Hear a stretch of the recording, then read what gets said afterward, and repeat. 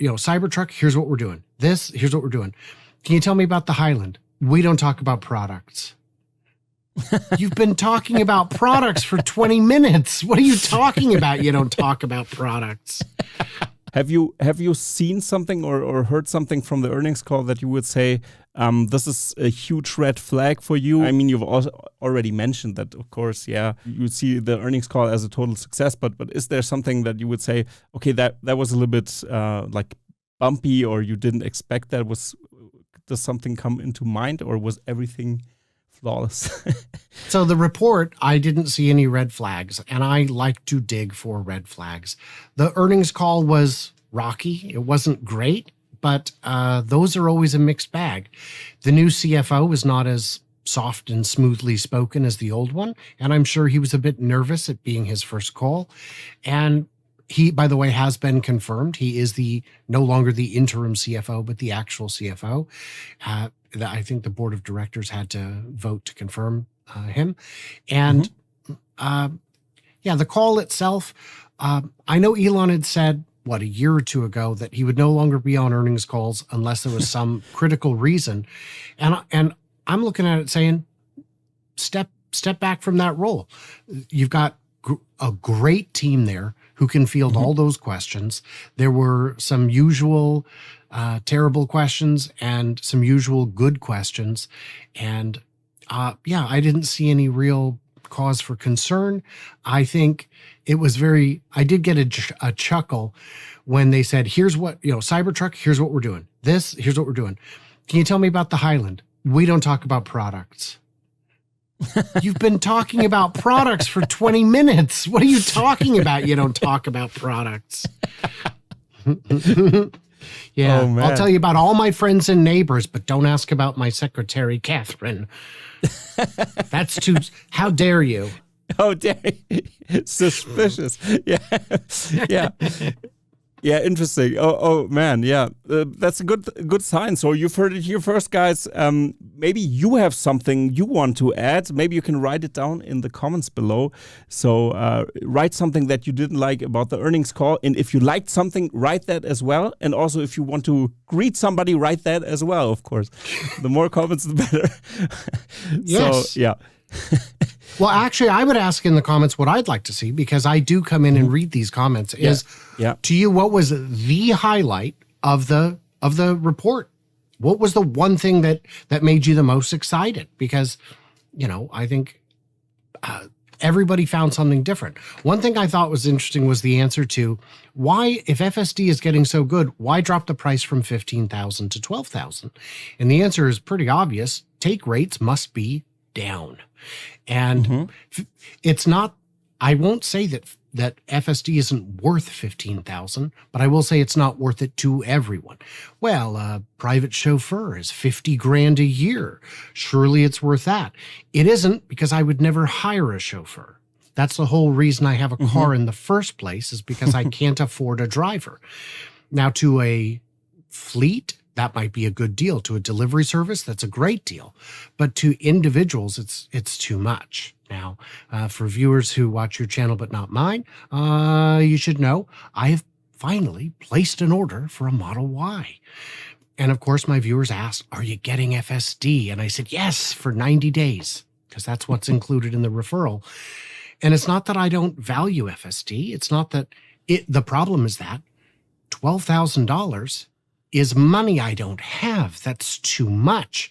There are no state incentives where I live, and I will not be eligible for the federal incentive either.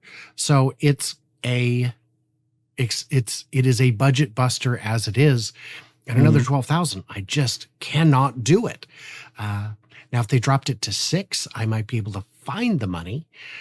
But in the meantime, I'll take my free 90 days, see how it goes, and then subscribe as needed after that for my $200 a month.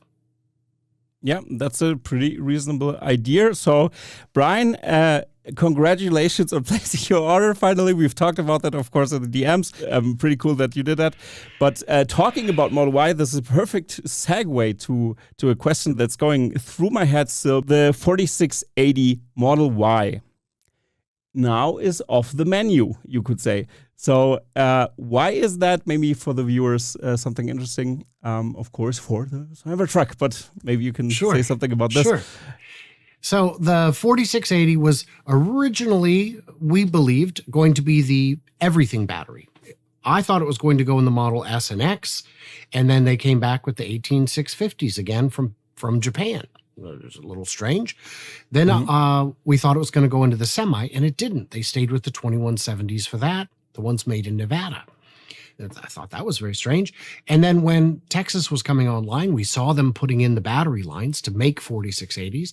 We saw actual 4680s that were leaked in the wild, that were actually taken to labs and torn apart.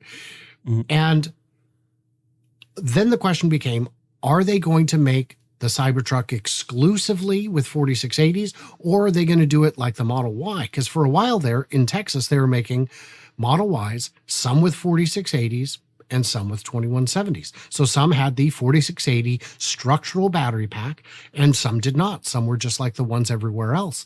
And we thought that was very strange because you could see from drone flights, if you saw a body in white, you could just look, does it have a floor or not? Because if it doesn't have a floor, that one's going to have a structural battery pack. And if it has a floor, it's the old one. So we thought that was very strange. So the fact that they have taken the 4680 version of the Model Y off the menu in Texas suggests that they need all those cells to make them Cybertrucks. Now, on the call, there was something where they were saying that one of the battery lines would be dedicated just to the Model Y batteries, but I don't see how that makes sense. A cell is a cell. They all come out the same. But the other big news there is that the battery production, they just hit their 20 millionth cell made in Texas. It was just a few months ago we saw that they'd hit 10 million, and it appears that they're still speeding up. And then on the call, we heard that they have 4 lines, but only one of them is running at full speed, meaning they should be able to take the lessons learned from that line, move them over to the other 3 lines, and that they would be able to quadruple output of 4680s, which means they would be capable of handling as many Cybertrucks as they would reasonably expect to make in the coming year and a half while they ramp. Do you think the Model Y was a test? That's something I would argue. Maybe it was a test to see how they could implement it, because they had their kind of like their good run rate of producing those battery cells, but the Cybertruck wasn't ready. So they tried just, put it into the Model Y then with the structural battery pack. Maybe it was. How do you see this? Do you think? I think that's a very good theory, and I hadn't heard that maybe they knew they would not have enough and need to go back to just a 2170 version. But sure, we can build a cell and test it in the lab, but we need to get it in a car. And better than getting it in a car, why don't we get it in hundreds, nay, thousands of cars that are good enough that we can first sell them to employees and then sell them publicly and then monitor them, which you can do remotely through all the software and make sure that they are surviving as expected. And the number's low enough that if it's not, we'll just recall them and give them new cars or new batteries. It actually have to be new cars because they're structural. So it would be, you couldn't just put in a 2170. The car wouldn't have the structure. But that's a great theory. And the timing would have been sufficient because they started a good year ago. So they would have had enough real world data to confirm that, yes, the structural 4680 pack performs as expected. Because the last thing you want to do is get, your first 100,000 trucks all recalled. That is not a good look. Other manufacturers get away with that stuff all the time. But with Tesla, as you know, the littlest thing is the end of the world. Absolutely.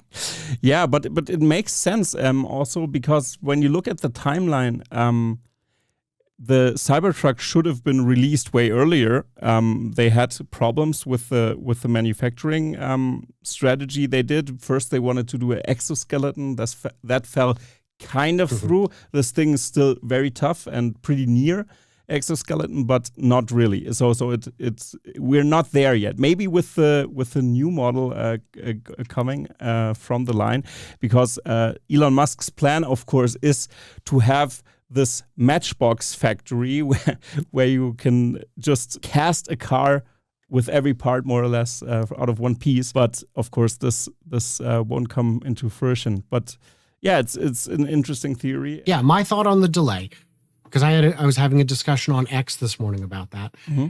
A gentleman said, this truck should have been out 2 years ago. And I said, no, because they had to build the factory first. And the factory wasn't done until last year.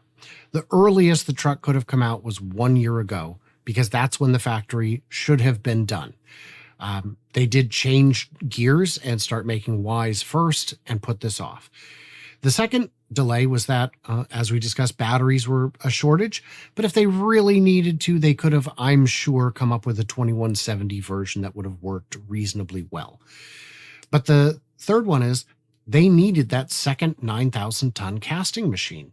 I had asked Sandy Monroe, is it possible? So I said, I'm just trying to find a way. This was a year ago. I said, I'm trying to find a way that they could actually make this sooner than we think. We know at the time they had one 9,000-ton press and that they needed a second one. I said, could they do like they did with the Model Y, where they took the initial ones, had a dual casting in the back that was just kind of fused together. Mm-hmm. And he said, nope, I don't believe they could do that. I think based on the weight loads that you would expect for a truck, it would be problematic. You wouldn't want to do that. I said, could they, because the front end has a smaller casting, could they get away with smaller than a 9,000-ton press? And because I was asking the right person, he said, no, it would need to be, and he gave me a specific number, like 8,200 or 8,400 ton. They could get away with smaller, but not with a 6,000 ton. You couldn't use one of the ones that was making castings for the Model Y to make the front casting for the Cybertruck. So until you've got, if the stainless steel was not the issue, it was explained to me by people who do sheet metal work all day, that they could design a line to run that in a month. The problem was they didn't have the casting machine, they didn't have the batteries, and prior to a year ago, they didn't have the building in which to build it. And